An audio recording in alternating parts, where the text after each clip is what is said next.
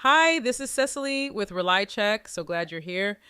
Today, I want to show you something that the first time it clicks kind of changes how you see your own data. We're going to take one real research question, the messy humankind you actually care about, and we're going to get a real answer to it using a one-way ANOVA in Quanta.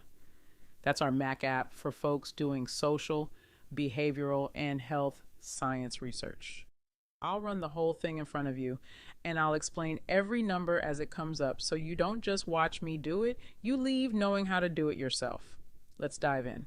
Let me make this real because ANOVA only matters once it's attached to something you'd actually want to know.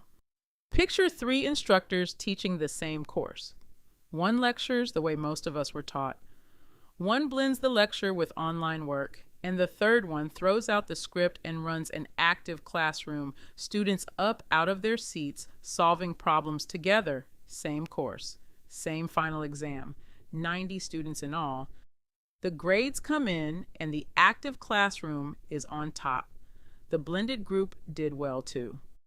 And here's that moment every one of us knows. You're staring at those averages, and you want to believe the teaching made the difference. But there's that quiet voice in the back of your head going, what if it's just luck? 90 students, 90 different lives, 90 different weeks. Maybe that gap shows up no matter how you teach. That question, is this real or is it just noise? That is the whole reason ANOVA exists. And it's exactly what we're about to settle together right here in Quanta. Before I touch a single button, let me give you the idea, because it's simpler than the name makes it sound. You've probably used a t-test. A t-test compares two groups. ANOVA just does that for three or more all at once. Now, you might be thinking, why not run a bunch of t-tests instead? Lecture against blended, blended against active, and so on. Here's the problem. Every test you run rolls the dice on a false alarm, and the more you run, the more likely one of them lies to you. ANOVA sidesteps that. It asks one clean question first. Is anything going on among these groups at all? One test, one honest answer. And the way it works is right there in the name, analysis of variance. It takes all the spread in your exam scores and sorts it into two buckets. One bucket is the spread between the groups, the gap between those class averages. That's the signal. The other is the spread inside each group, just students being students. That's the noise. The number ANOVA hands you, called F, is simply the signal divided by the noise. When F is big, it means the differences between your groups tower over the everyday scatter inside them. And that's your sign that the teaching actually did something. All right, let's get our hands on the data. On the overview page, I'll click Import Your Data and bring in my file. And notice, this is just a plain CSV, the kind that falls out of any survey tool or spreadsheet. Quanta also reads Excel, SPSS, Stata, even ReliCheck survey packages. So whatever you've already got, you can bring it straight in. And look what Quanta tells me the second it lands. 90 rows, 3 columns, 0 missing cells, and that little green check structure looks aligned. Before I've done a thing, it's already confirmed my data came in clean. That's the kind of quiet reassurance you want at the start, because a messy import is where so many analyses quietly go wrong. Now look at the table itself. This is our actual study. 90 students, 1 per row, 3 columns. There's a student ID, and we'll leave that one alone. It's just a name tag. There's method, telling us which of the 3 classrooms each student sat in. And there's exam score, the thing we actually care about. And here's a habit worth picking up. Look at the shape of this. 1 row per student, 1 column for the group they're in, 1 column for their score. People call that long format, and it's exactly how ANOVA likes to see the world. If your groups were sitting in separate columns right now, you'd reshape first. But us, we're ready to go. Now, before we run anything, let's actually look at our scores. I'll click Descriptives and Explore and pick Exam Score. And right away, Quanta gives me the lay of the land. 90 valid cases, 0 missing, a mean of about 79, a median of 80 sitting right on top of each other. That's already a good sign. When the mean and the median agree like that, your data is probably nice and symmetric. And look at the skewness, negative 0.06. That's about as close to perfectly balanced as real data ever gets. You can see it in the histogram and that tidy little box plot too. No long tail dragging off to one side. But I don't want to just eyeball it, and neither should you. So I'll scroll down to the normality card. This is the assumption a lot of tests, ANOVA included, quietly lean on, that your scores follow a roughly normal bell-shaped pattern. Quanta runs the Shapiro-Wilk test, and here's the result. W of 0.986, P of 0.461. Now here's the part that trips people up, so stay with me. With a normality test, a big p-value is the good news. A small p would mean your data departs from normal. But 0.461 is comfortably large, so there's no significant departure. Our scores are normal enough. And just to be thorough, Quanta runs a second check, the LiliFors, right beside it, and it agrees. Both green lights. So the normality box is checked, and we can head to the test itself with confidence. Here we go. I'll head to compare means. And in the center panel, you'll notice 4 kinds of compare means analysis to choose from. The t-test, the paired t-test, the one-way ANOVA, and ANCOVA. Here we want the one-way ANOVA. I set the outcome to exam score, the grouping factor to method. And once we pick our variables, that's it. The program auto-populates the analysis right in the center panel. Our F is 18.49. Remember, F is signal over noise. So a number sitting that far above 1 is telling us loud and clear that the gaps between these classrooms dwarf the scatter inside them. Right beside it are the degrees of freedom, 2 and 87. The 2 is your number of groups minus 1. The 87 is your students minus your groups, 90 minus 3. You always report both because F doesn't mean much without them.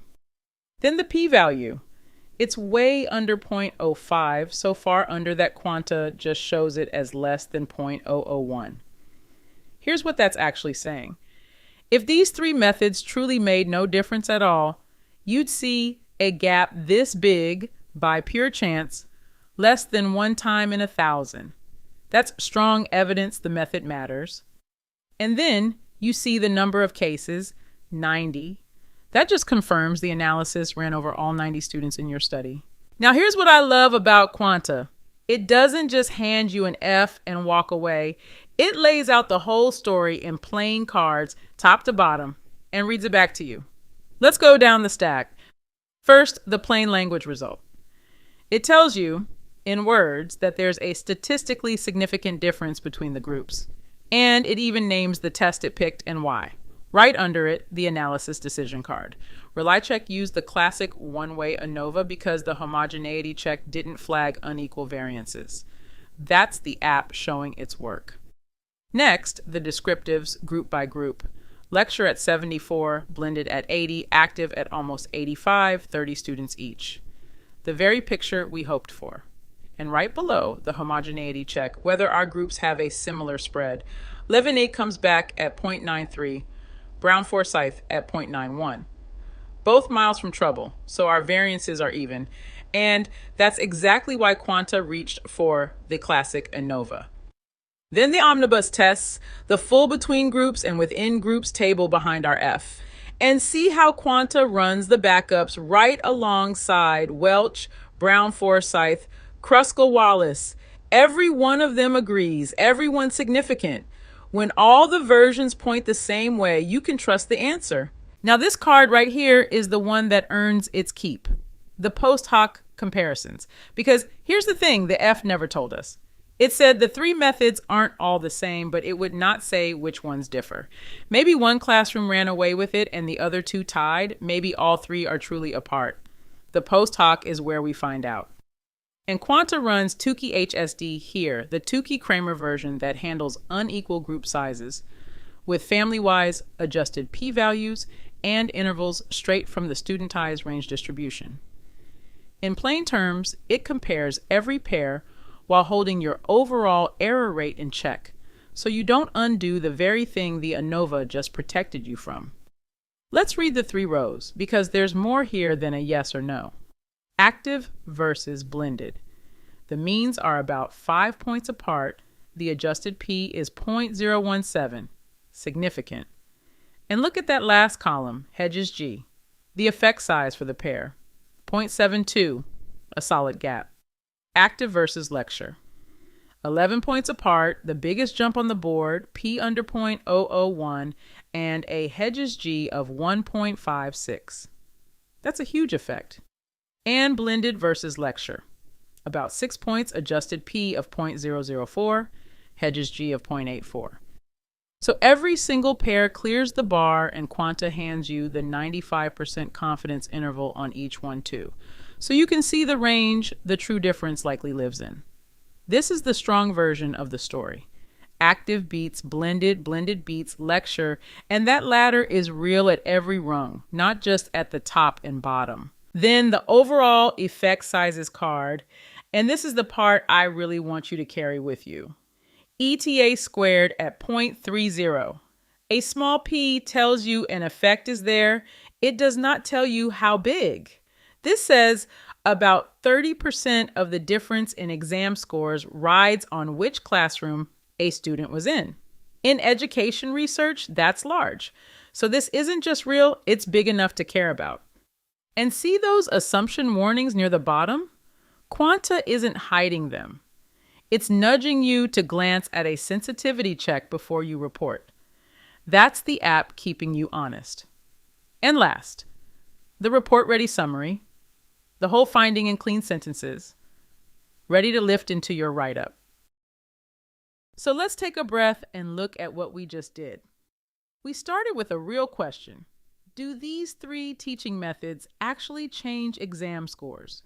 We picked the test, and Quanta laid out the whole story for us, the F, the assumptions, the pairwise comparisons, the effect size. We found a strong, real difference, F of 18.49, P under 0.001, and an effect big enough to matter.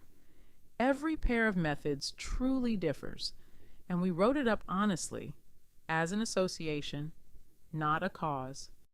That's a one-way ANOVA start to finish in Quanta, and if it clicked for you, that's the feeling we're after. I'm Cecily. Thanks for spending this time with me. Next time, we'll take this very same data and add a second factor, so we can ask a richer question. Not just whether the method matters, but whether it matters differently for different kinds of students. I'll see you there.